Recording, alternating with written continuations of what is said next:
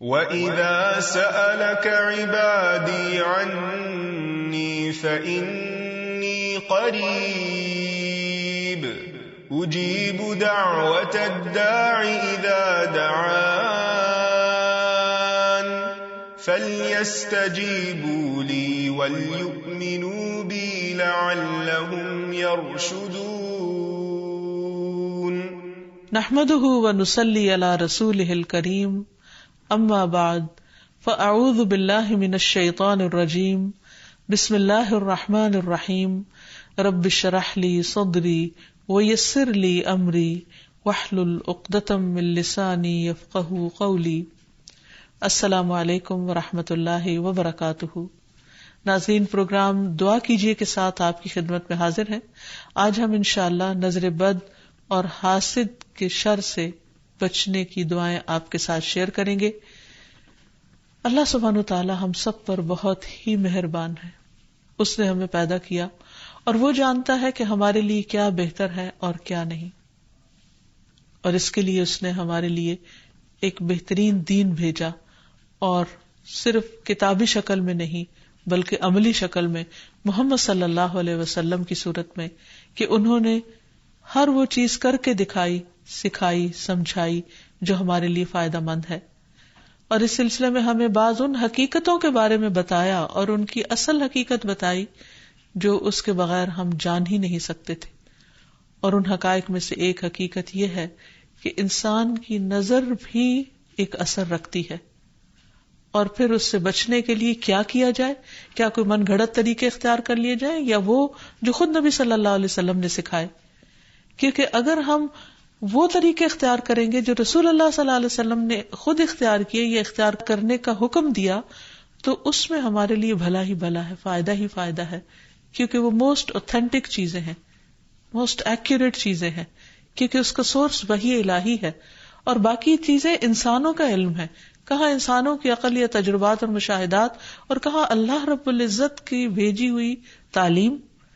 تو اس لیے اس سلسلے میں بھی ہم قرآن و سنت سے ہی رہنمائی حاصل کریں گے. اور پھر دعا کرتے وقت یاد رکھیے کہ سب سے پہلے اللہ سبحانہ و تعالیٰ کی حمد و ثنا، اللہ تعالیٰ کی حمد و ثنا میں نبی صلی اللہ علیہ وسلم کی وہ دعائے استفتاح جو صبح تہجد کے وقت آپ پڑھا کرتے تھے بہت ہی خوبصورت ہے. اس میں بہت ہی عمدہ انداز سے آپ صلی اللہ علیہ وسلم اللہ تعالیٰ کی حمد بیان کرتے ہیں. الفاظ ہیں کچھ یوں: اللہم لک الحمد انت قیم السماوات والارض ومن فیہن، ولک الحمد لک ملک السماوات والارض ومن فیہن، ولک الحمد انت نور السماوات والارض، ولک الحمد انت الحق ووعدک الحق ولقاؤک حق وقولک حق والجنة حق والنار حق والنبیون حق ومحمد صلی اللہ علیہ وسلم حق والساعۃ حق. اے اللہ، ہر طرح کی تعریف تیرے ہی لیے ہے. تو آسمان اور زمین اور ان میں رہنے والی تمام مخلوق کو قائم رکھنے والا ہے. ہم تمام کی تمام بس تیرے ہی لیے مناسب ہے. آسمان اور زمین اور ان کی تمام مخلوقات پر بادشاہت صرف تیرے ہی لیے ہے اور تعریف تیرے ہی لیے ہے. تو آسمان و زمین کا نور ہے اور تعریف تیرے ہی لیے ہے. تو حق ہے، تیرا وعدہ حق ہے، تیری ملاقات حق ہے، تیرا فرمان حق ہے، جنت حق ہے، دوزخ حق ہے، انبیاء حق ہیں، محمد صلی اللہ علیہ وسلم حق ہیں، اور قیامت کا ہونا برحق ہے. اور پھر اللہ تعالیٰ کی حمد و ثنا کے بعد درود شریف کا پڑھنا دعاؤں کی قبولیت کا ذریعہ بنتا ہے. تو اس لیے جب بھی اللہ تعالیٰ کو پکاریں، اللہ تعالیٰ سے قبولیت کا یقین رکھتے ہوئے اس کو پکاریں، اور خصوصاً زندگی میں پیش آنے والی ان مشکلات کو جن کا سبب معلوم ہو، اور ان مشکلات میں بھی جن کا ہمیں سبب معلوم نہیں، ان سب کو دور کرنے کے لیے اللہ تعالیٰ کی مدد لیں. جہاں تک نظر بد کی حقیقت کا تعلق ہے تو اس کے بارے میں نبی صلی اللہ علیہ وسلم نے ہمیں بتایا ہے. آپ نے فرمایا العین حق، کہ نظر لگنا برحق ہے. یعنی انسانی نظر کے اندر ایسی ریز ہوتی ہیں، ایسی تاثیر ہوتی ہے جو دوسرے کے اوپر جا کر اثر انداز ہوتی ہے اور اس کو نقصان پہنچا سکتی ہے، لیکن یہ ہوتا ہے اللہ کے اذن سے، اللہ کے حکم سے. اللہ تعالیٰ جس چیز میں چاہے خیر رکھ دے، جس چیز میں چاہے تکلیف کا عنصر رکھ دے، اور اس کے ہر فیصلے میں خیر و بھلائی ہی ہے. جو کچھ ہوتا ہے وہ اسی کے حکم سے ہوتا ہے. مثلا ہم دیکھتے ہیں کہ یعقوب علیہ السلام کے بیٹے جب مصر میں سب جا رہے تھے تو انہوں نے خاص طور پر ان کو تلقین کی تھی کہ تم ایک دروازے سے داخل نہیں ہونا، اور اس کی وجہ یہی تھی کہ ان کو ڈر تھا کہ کہیں یہ سارے نوجوان اکٹھے جب مل کر داخل ہوں گے تو دیکھنے والوں کی نظر کا شکار نہ ہو جائیں. تو انہوں نے کہا وَمَا أُغْنِيَ عَنكُم مِّنَ اللَّهِ مِن شَيْءٍ إِنِ الْحُكْمُ إِلَّا لِلَّهِ عَلَيْهِ تَوَكَّلْتُ وَعَلَيْهِ فَلْيَتَوَكَّلِ الْمُتَوَكِّلُونَ. تو انہوں نے کہا کہ میں تمہیں یہ ترکیب بھی بتا سکتا ہوں، لیکن میں تم سے اللہ کی طرف سے آنے والی کوئی چیز ہٹا نہیں سکتا. یعنی اگر پھر بھی اللہ کا حکم تم پر نافذ ہونا ہوا، کوئی نقصان پہنچنا ہوا، تو پھر میں کچھ نہیں کر سکتا، حالانکہ وہ اللہ کے پیغمبر تھے. حکم اللہ کے سوا کسی کا نہیں، اسی پر میں نے بھروسہ کیا، اور اسی پر لازم ہے کہ سب بھروسہ کرنے والے بھروسہ کریں. پھر اسی طرح ایک اور روایت میں جو حضرت ابو ذر سے مروی ہے، ہمیں پتہ چلتا ہے رسول اللہ صلی اللہ علیہ وسلم نے فرمایا ہے کہ بے شک نظر بد آدمی کو اللہ کے حکم سے دیوانہ کر دیتی ہے. یعنی بہت سے ذہنی امراض یا نفسیاتی امراض یا ڈپریشن کی وجہ نظر بد بھی ہو سکتی ہے. نظر بد کے بعض اوقات فزیکل اثرات بھی ہوتے ہیں، یعنی جسمانی اثرات بھی ہوتے ہیں. مثلا ایک روایت میں آتا ہے کہ ام سلمہ رضی اللہ تعالی عنہا کہتی ہیں کہ نبی صلی اللہ علیہ وسلم نے ان کے گھر میں ایک لڑکی دیکھی جس کے چہرے پر نظر بد کی وجہ سے کالے دھبے پڑ گئے تھے، یعنی چہرے کا رنگ خراب ہو چکا تھا. تو نبی صلی اللہ علیہ وسلم نے فرمایا کہ اس پر دم کرو کیونکہ اس سے نظر بد لگ گئی ہے.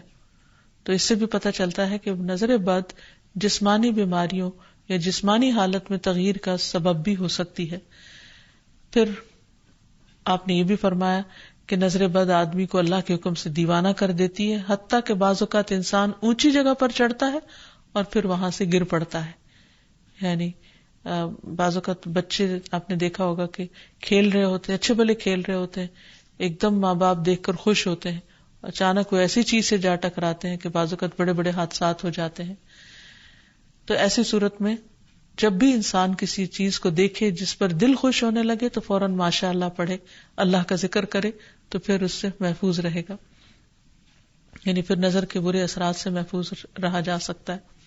پھر اسی طرح بعض اوقات بچے بلا وجہ رونا شروع کر دیتے ہیں اور چپ ہی نہیں ہوتے، تو اس میں بھی نظر بد کا اثر ہوتا ہے.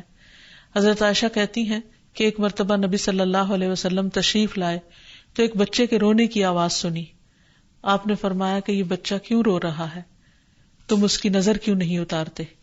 یعنی اس پر ایسے اذکار پڑھے جائیں کہ جس کی وجہ سے اس کی یہ تکلیف دور ہو جائے. پھر اسی طرح بچوں کا کمزور ہونا، ان کی صحت درست نہ ہونا. آپ صلی اللہ علیہ وسلم نے حضرت اسماء بنت امیس سے کہا، کیا بات ہے کہ میں اپنے بھائی جعفر کے بیٹوں کے جسموں کو دبلا پتلا دیکھ رہا ہوں، یعنی ان کی صحت اچھی نہیں ہے، کیا انہیں فقر و فاقہ رہتا ہے، یعنی کھانے کو کچھ نہیں ملتا؟ انہوں نے عرض کیا، نہیں، بلکہ انہیں بہت جلد نظر لگ جاتی ہے. آپ نے فرمایا انہیں دم کرو. انہوں نے آپ کے سامنے چند کلمات پیش کیے تو آپ نے فرمایا انہیں دم کرو، یعنی ان کلمات کے ساتھ دم کرو. وہ کلمات انشاءاللہ آگے بتائے جائیں گے. پھر اسی طرح بعض اوقات نظر بد کی وجہ سے جان بھی خطرے میں پڑ جاتی ہے یا انسان شدید بیمار ہو جاتا ہے. اور آپ صلی اللہ علیہ وسلم نے خصوصی طور پر ایک موقع پر جب ایک صحابی نے دوسرے کو دیکھا تو ان کی طبیعت خراب ہو گئی، تو آپ صلی اللہ علیہ وسلم نے خود ان کے سینے پر 3 دفعہ ہاتھ مارا اور یہ دعا پڑھی، اللہم اذھب عنہ حرہا وبردہا ووصبہا، اے اللہ اس کی گرمی اور سردی اور بیماری اور لاغری دور کر دے. پھر کھڑے ہوئے اور فرمایا، جب کسی کو اپنے بھائی کا وجود یا کوئی مال پسند آئے، یعنی کوئی چیز اٹریکٹ کرے، تو اس کے لیے برکت کی دعا کرے، کیونکہ نظر لگ جانا برحق ہے. تو اس حدیث سے بھی پتہ چلتا ہے، اور یہ سلسلہ صحیحہ کی صحیح حدیث ہے. اور جن کو نظر لگی تھی وہ حضرت سہل تھے، اور یہ تفصیلی روایت ہمیں حدیث کی کتاب سے مل جاتی ہے. پھر اسی طرح نظر کی وجہ سے بعض اوقات موت تک واقع ہو جاتی ہے. آپ صلی اللہ علیہ وسلم نے فرمایا کہ اللہ کی قضاء و قدر کے بعد نظر بد ہی میری امت کے اکثر لوگوں کی موت کا سبب بن جاتی ہے. اچانک پھر کوئی ایسی بیماری آ جاتی ہے کہ انسان کی زندگی کے خاتمے کا ذریعہ بن جاتی. ایک اور حدیث میں آتا ہے کہ نظر بد آدمی کو قبر میں اور اونٹ کو ہانڈی میں پہنچا دیتی، یعنی اونٹ تڑپنے لگتا ہے تو اس کو نحر کر دیا جاتا ہے اور پھر اس کا گوشت پکا کے کھا لیا جاتا ہے. اسی طرح آپ صلی اللہ علیہ وسلم نے یہ بھی فرمایا نظر کا لگ جانا برحق ہے اور یہ اوپر چڑھنے والے کو پھسلا دیتی ہے، یعنی بعض اوقات انسان کا کام ہو رہا ہوتا ہے اور اس میں خلل پیدا ہو جاتا ہے. تو اس لیے ہمیں نظر بد سے بچنے کے طریقے معلوم ہونے چاہیے اور صحیح طریقے معلوم ہونے چاہیے. سب سے پہلی چیز یہ کہ انسان اللہ کی پناہ مانگے، اللہ تعالیٰ سے حفاظت طلب کرے. رسول اللہ صلی اللہ علیہ وسلم نے فرمایا اللہ تعالیٰ سے نظر لگنے سے پناہ مانگو کیونکہ نظر کا لگ جانا برحق ہے، یعنی اللہ کے سوا کون ہو سکتا ہے جو انسان کو اپنی حفاظت دے. پھر اسی طرح جس کی نعمت دیکھی جائے اسے ہمیشہ برکت کی دعا دی جائے، مبارک دی جائے تاکہ وہ شر سے محفوظ رہے. رسول اللہ صلی اللہ علیہ وسلم نے فرمایا جب تم میں سے کوئی اپنے بھائی یا اس کی ذات یا مال میں کوئی ایسی چیز دیکھے جو اسے پسند آئے تو اسے چاہیے کہ وہ اسے برکت کی دعا دے کیونکہ نظر کا لگ جانا برحق ہے. پھر اسی طرح یہ ہے کہ انسان دم کرے. حضرت انس کہتے ہیں کہ رسول اللہ صلی اللہ علیہ وسلم نے نظر بد، ڈنک اور نملہ کی بیماری کے لیے دم کی اجازت دی ہے. نملہ کی بیماری میں پسلی دانوں سے بھر جاتی ہے. پھر حضرت عائشہ فرماتی ہے کہ رسول اللہ صلی اللہ علیہ وسلم نے مجھے حکم دیا کہ نظر بد لگ جانے پر دم کیا جائے. پھر اسی طرح بخار، پہلو کے پھوڑے اور نظر بد میں دم کی اجازت دی گئی ہے. خصوصی طور پر چھوٹے بچوں کو دم کرتے رہنا چاہیے، اور جتنی بھی مائیں ہیں وہ ان کی تعلیم و تربیت کے حصے میں یہ بات شامل ہونی چاہیے کہ وہ چھوٹے بچوں کو صبح و شام کی دعائیں پڑھ کر یا اللہ تعالیٰ کا ذکر کر کے دم کرتی رہیں، خصوصاً نظر بد کی دعا. حضرت اسماء کہتی ہے کہ ایک مرتبہ انہوں نے عرض کیا یا رسول اللہ صلی اللہ علیہ وسلم جعفر کے بچوں کو نظر لگ جاتی ہے، کیا میں ان پہ دم کر سکتی ہوں؟ تو آپ نے فرمایا ہاں، اگر کوئی چیز تقدیر سے سبقت لے جا سکتی تو وہ نظر بد ہوتی، یعنی اتنے اس کے اثرات ہوتے ہیں. پھر اسی طرح نظر بد کے علاج میں یہ بات بھی بہت مفید ہے جو نبی صلی اللہ علیہ وسلم کی سنت سے ثابت ہے کہ نظر لگانے والے کے وضو کے بچے ہوئے پانی سے اس کو غسل کرایا جائے، یعنی جس کو نظر لگی ہو. پھر اسی طرح آپ صلی اللہ علیہ وسلم نے فرمایا، ایک اور روایت میں آتا ہے کہ آپ صلی اللہ علیہ وسلم نے فرمایا نظر بد لگنا برحق ہے، اگر کوئی چیز تقدیر پر غالب ہو سکتی تو وہ نظر بد ہے. جب لوگ تمہیں غسل کرنے کا کہیں تو غسل کر دو، یعنی اس کو برا نہ مانو کیونکہ یہ ایک چیز ہے ہونے والی. اگر کسی کے آنے سے یا اچانک دیکھنے سے یا کسی کی بات سے یا تعریف سے دوسرے شخص کی طبیعت خراب ہو گئی ہے تو اس سے واضح طور پر پتہ چلتا ہے کہ کوئی ایسے ہی اثرات ہوئے ہیں، اور اگر وہ طلب کرے کہ وضو کر کے پانی دے دو تو دے دینا چاہیے، اس کو برا نہیں سمجھنا چاہیے. لیکن یہ یاد رکھیے کہ نظر بد کے اتار کے لیے غیر شرعی کام کرنا یہ درست نہیں، یعنی وہ چیزیں جن کا سنت سے کوئی ثبوت نہیں ملتا، جیسے بعض لوگ مرچیں جلاتے ہیں یا بعض لوگ کالے دھاگے پہن لیتے ہیں یا کوئی ایسے نشان لگا لیتے ہیں، تو ان چیزوں سے پرہیز کرنا چاہیے.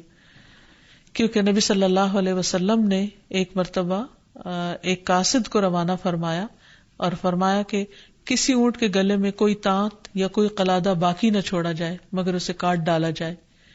تو مالک نے کہا کہ یہ لوگ قلادے نظر بد سے بچانے کے لیے ڈالتے ہیں، یعنی ایسے دھاگے ڈال دیتے ہیں، تو آپ نے فرمایا ان کو کاٹ کے ختم کر دیا جائے. پھر اسی طرح شرکیہ دم نہیں کرنے چاہیے جس میں اللہ سبحانہ وتعالیٰ کے علاوہ کسی اور کو پکارا گیا ہو یا ان کا نام لیا گیا ہو.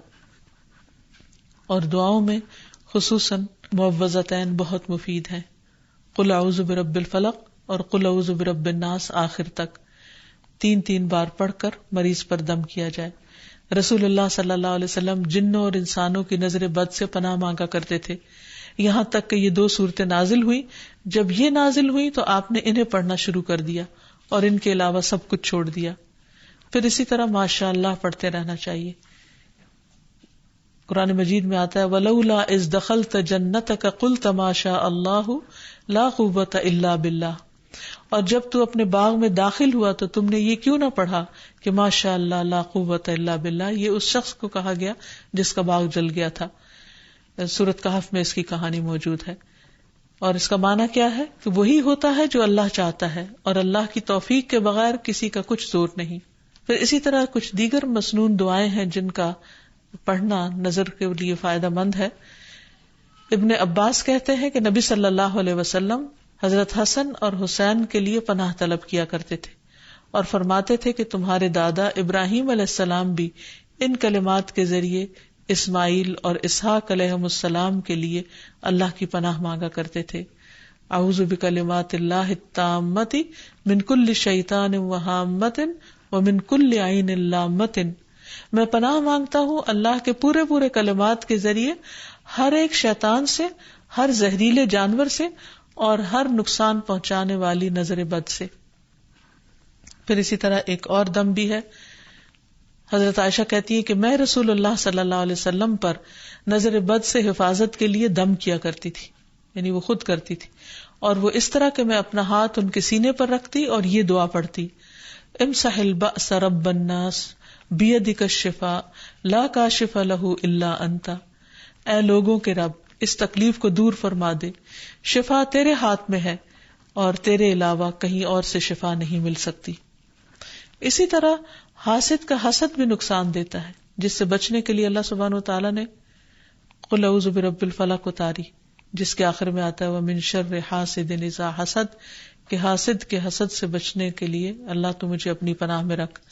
اور حسد کہتے ہیں کسی انسان کو ملنے والی نعمت کے ختم ہونے کی تمنا کرنا، خواہ خود کو حاصل کرنے کا شوق ہو یا نہ ہو، یا تمنا ہو یا نہ ہو. تو اس سے منع کیا گیا ہے، اس کی حرمت بیان کی گئی ہے. نبی صلی اللہ علیہ وسلم نے فرمایا آپس میں حسد نہ کرو، آپس میں بغض نہ رکھو، قطع رحمی نہ کرو، اللہ کے بندو بھائی بھائی بن جاؤ. اور یہ ایمان کے منافی صفت ہے کہ کسی بندے کے دل میں ایمان اور حسد اکٹھے نہیں ہو سکتے. پھر یہ دین کو مونڈ دینے والی صفت ہے. پھر اسی طرح یہ ہے کہ لوگوں کی خیر خواہی اسی میں ہے کہ وہ ایک دوسرے سے حسد نہ کریں. آپ نے فرمایا لوگ اس وقت تک خیر پر رہیں گے، بھلائی ہوگی ان کی، جب تک کہ وہ حسد نہیں کریں گے. پھر اسی طرح یہ ہے کہ ایسا شخص اللہ تعالیٰ کا محبوب ہے جس کے دل میں کسی کے لیے کوئی حسد نہ ہو. عام طور پر حسد کی وجہ یہ ہوتی ہے کہ انسان اپنے آپ کو بڑا سمجھتا ہے، وہ سمجھتا ہے کہ ساری خیر اور بھلائی صرف اسی کا حق ہے، اور جب وہ دیکھتا ہے وہ کسی اور کو بھی مل رہی ہے تو اس پر پریشان ہوتا ہے اور اس سے چھیننے کی فکر کرتا ہے. اور یہ ان خرابیوں میں سے جو بہت اول دور میں پائی گئی. مثلاً ابلیس نے انسان کو سجدہ کیوں نہیں کیا؟ حسد کی بنا پر. قابیل نے حابیل کو کیوں قتل کیا؟ حسد کی بنا پر. تو اسی طرح کسی بھی انسان کے اندر جب تکبر آتا ہے، غرور آتا ہے، ابلیسی صفات آتی ہیں، تو وہ یہ سوچتا ہے کہ اس کا مقام اور مرتبہ بس اسی کو ملے، کسی اور کی طرف نہ جائے. یا کسی کو بھی اگر نعمت ملے تو وہ اس پر جالس ہو جاتا ہے. اور یہ بنیادی طور پر اس کی وجہ دنیا کی محبت کا زیادہ ہونا ہے. اس لیے ہمیں اس سے بچنے کی ضرورت ہے. اور یہ بیماری ایسے انسان کے اندر داخل ہو جاتی ہے کہ بعض اوقات انسان کو خود بھی پتہ نہیں چلتا. تو اس لیے اللہ سبحانہ وتعالیٰ سے دعا کرتے رہنا چاہیے. اور اس معاملے میں انسان کو اللہ پر بھروسہ بھی کرنا چاہیے، اور پھر اللہ تعالیٰ کی پناہ مانگنی چاہیے کہ اللہ تعالیٰ اپنی حفاظت میں رکھے. کیونکہ اللہ تعالیٰ فرماتے ہیں میرا محبوب بندہ اگر مجھ سے مانگتا ہے تو میں اسے دیتا ہوں، اور اگر وہ کسی دشمن یا شیطان سے میری پناہ مانگتا ہے تو میں اسے محفوظ رکھتا ہوں. پھر اسی طرح یہ ہے کہ حاسدوں سے نعمت کو چھپانے کی کوشش کرنا چاہیے. جب انسان کو یہ پتا ہو کہ کوئی شخص ایسا ہے جو اس کی نعمت پر خوش نہیں ہوتا تو ان کے سامنے پھر اس کا اظہار نہیں کرنا چاہیے. ابو ہریرہ کہتے ہیں کہ رسول اللہ صلی اللہ علیہ وسلم نے فرمایا تم اپنی ضرورتوں کو پورا کرنے کے لیے ان کو رازداری میں رکھ کر مدد حاصل کرو، بے شک ہر صاحب نعمت حسد کیا جاتا ہے. پھر اسی طرح یہ کہ انسان کو حسد سے بچنے کے لیے اللہ تعالیٰ سے دعا کرتے رہنا چاہیے، کیونکہ ہر ایک کی پیشانی کے بال اللہ کے ہاتھ میں ہے، اور جب اللہ نہ چاہے تو کوئی کسی کو کچھ بھی نقصان نہیں دے سکتا، کچھ بھی بگاڑ نہیں سکتا.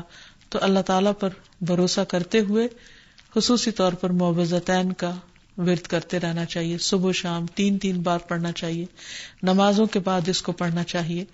اور پھر ایک دعا اور بھی ہے کہ جبریل علیہ السلام نبی صلی اللہ علیہ وسلم کی عیادت کے لیے ایک مرتبہ حاضر ہوئے تو آپ کانپ رہے تھے. آپ نے ان کو ان الفاظ میں دم فرمایا: بسم اللہ ارقیک من کل شیء یؤذیک من حسد حاسد وکل عین واسم اللہ یشفیک. اللہ کے نام سے میں تم پر ہر اس چیز کے شر سے بچاؤ کا دم کرتا ہوں جو تمہیں اذیت پہنچائے، ہر حاسد کے حسد سے اور ہر نظر بد سے. اللہ کے نام سے اللہ تمہیں شفا عطا فرمائے. تو اس سے یہ پتہ چلتا ہے کہ جبریل علیہ السلام نبی صلی اللہ علیہ وسلم پر دم کرتے تھے. تو ہمیں بھی مریض پر، بے چین شخص پر، اضطراب کے شکار شخص پر دم کرنا چاہیے، اور انہی الفاظ کے ساتھ، کیونکہ سب سے بہترین الفاظ وہ ہیں جو اللہ کا کلام ہے اور پھر محمد صلی اللہ علیہ وسلم کے الفاظ ہیں. اللہ تعالی ہمیں ہر طرح کے شر سے محفوظ رکھے، ہمیں بھی اور ہمارے عزیزوں کو بھی اور تمام لوگوں کو. وآخر دعوانا ان الحمد للہ رب العالمین. السلام علیکم ورحمۃ اللہ وبرکاتہ.